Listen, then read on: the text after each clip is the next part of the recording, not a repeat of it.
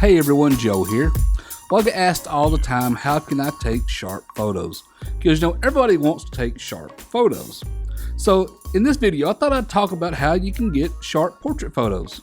So let's hop in here and get to this. Okay everyone, well there's two things that can really help improve the sharpness of your portrait photos. Now a lot of people probably tell you, hey, use a tripod, and that can be a good idea. Tripods really help for camera shake. A lot of people probably tell you, hey, use a camera and do mirror lockup.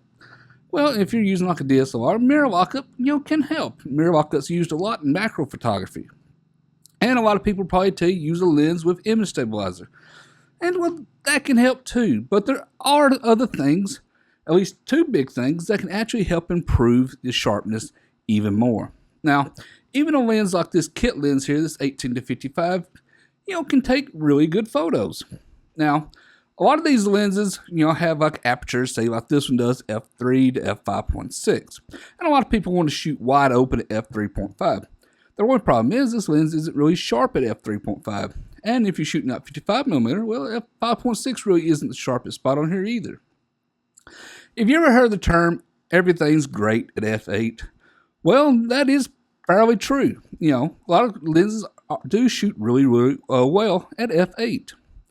This particular lens actually is sharpest about f6.3 to f7.1. Now, I normally shoot f7.1 to give me the most depth of field. So, if you want to get really sharp photos, well, try finding the sharpest spot of your lens. If you don't know, well, then everything's great at f8.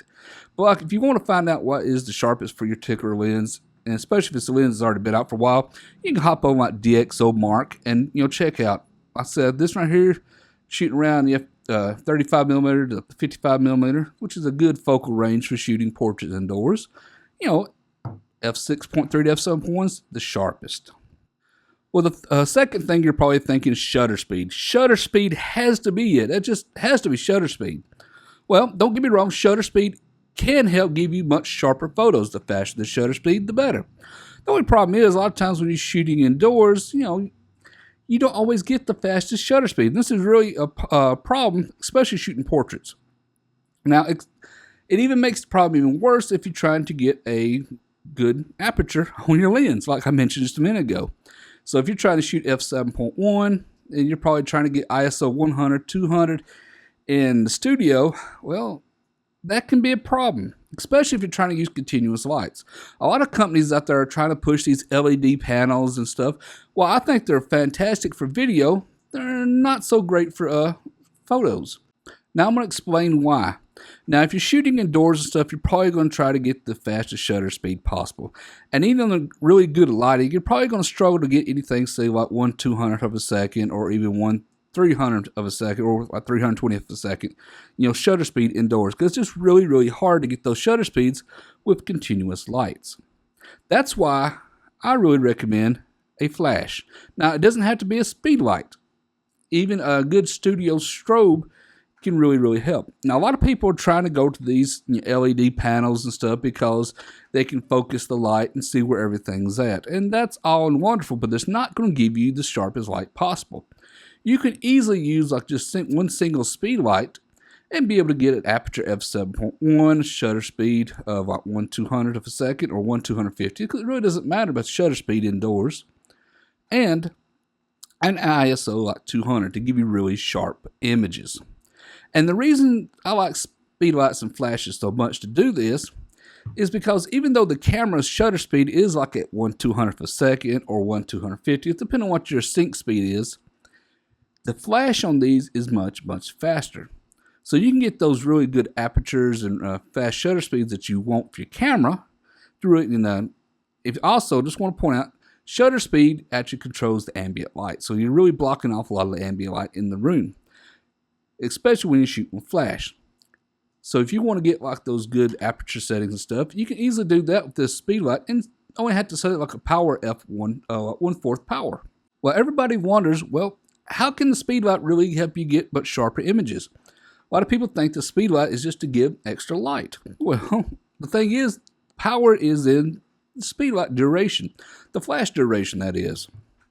See, the thing is, even if your camera has a sync speed, say 1/200th of a second, or 1/252, and you try to use that with your manual flash, the actual duration on the flash itself is much faster. So what you get, say if you're using this at 1/4 power to get good aperture and stuff, not be too bright, then the duration on this is on average anywhere between about 1/3000th of a second to 1/5000th of a second. It varies depending on the make models, and also varies between speedlights and studio strobes. So you're getting really fast, flash durations. And since the shutter speed actually just blocks out, when you use a faster shutter speed, the ambient light in the room, the only actual light you're getting to the camera is from the flash. So that freezes everything in the room, making everything appear, captured in time much quicker.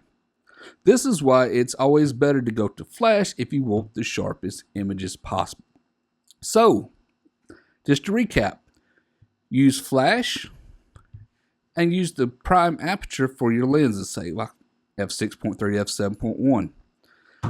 Now there are lenses out there that can give you, wide open images really sharp, like the Sigma 18-35 that I'm filming with right here. But like I said, most lenses are great at f8. So anyway, that's how to get super sharp portrait photos. Don't worry about those continuous lights. They're great for video. I'm using them right now. But for portrait photos and stuff, if you want really good portrait photos, really sharp portrait photos, you need to go to a flash unit, whether it be a speedlight or a studio strobe, and find the sweet spot of your lens. But anyway, that's it for this little photo tip, everyone. I hope everybody likes it. If you do, how about give me a thumbs up? Thumbs up's always highly appreciated. If you're not subscribed to my channel, be sure to subscribe. Subscribing is free, it's for you, and let you know when I release more videos. Until next time, everyone, thank you for watching.